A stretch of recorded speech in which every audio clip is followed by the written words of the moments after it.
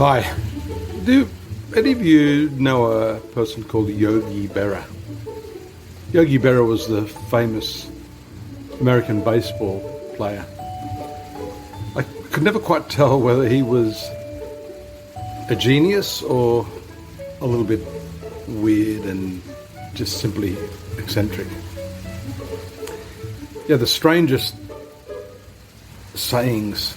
I remember once he was in a pizzeria, and the waiter came out and handed him the pizza and asked him how many pieces he wanted to have the pizza cut up into. He said, "Do you want it cut into 4 or 8?" And Yogi said, "Just 4, I'm not that hungry." When he was asked what he'd do if he found $1 million, he said, "Well, if the guy was poor, I'd give it back." And there was another saying of his that I think is quite apt for astrologers like me, and for clients of astrologers, and that was his famous saying, "The future ain't what it used to be." And it's precisely that saying that I think is very pertinent to the work of an astrologer. The way we take a horoscope, we look at what the transits and the directions and the likely karmic fruits of the chart are, which is the future, right? And then we apply all our might to transmission of understanding to the client, giving them something that might help them avoid the future, so that the future actually isn't what it used to be. But then you run into the roadblock of free will versus destiny, because of course they say that if the horoscope is destined to be what it will be, then how are you going to change it? I've thought long and hard about that, and I think it has less to do with the actual event that is going to take place than the perception you have of that event.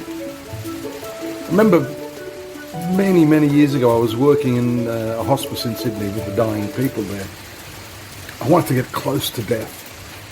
I was studying astrology at the time, and I wanted to gain an insight into, what death actually feels like just before it's going to happen. And I recall, sort of wandering into one room where there were two guys that probably were in the last day of their lives, both of them. So in a sense, both of them had exactly the same destiny, right?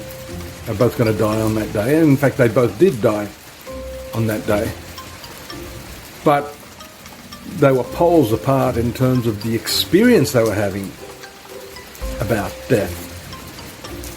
One was very agitated, one was, really not at all comfortable. But the other one was completely at peace. I asked him, "How are you feeling, man?" He said, "I'm feeling really, really good." Which was a contrast to the guy next to him.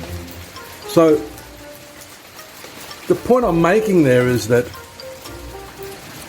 the future for both of them had an astrologer talk to them years before.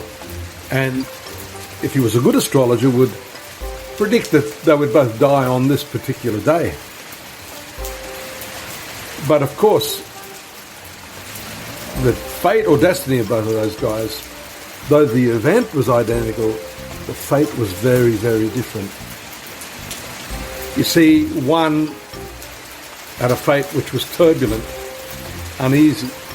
The other had a fate which was peaceful, contented, self-satisfied. And so, getting back to the horoscope, if the event is meant to happen,